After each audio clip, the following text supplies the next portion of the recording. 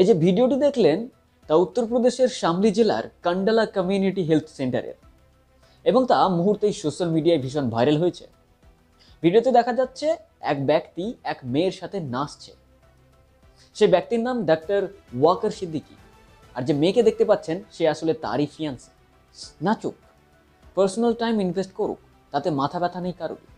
তবে নিজের ব্যক্তিগত সময় কাটাতে হলে ব্যক্তিগত জায়গায় যেতে হয়। এইভাবে কোনো হাসপাতালের রুমে নিজের ব্যক্তিগত সময় কাটানো একদমই উচিত নয়। এসব অপরাধ। এসবের জন্য সিভিক সেন্সের প্রয়োজন হয়, যা বোধহয় তাদের একদমই নেই, তাই এমনটা করেছে।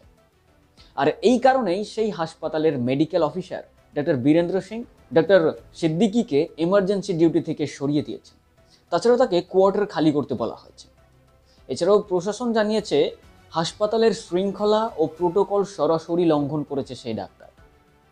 সরকারি হাসপাতালগুলোতে এমনিতেই চিকিৎসকের ঘাটতির সমস্যা চলছে, আর সেই সময় কিভাবে এমনটা করছে তারা, ভাবা যায়?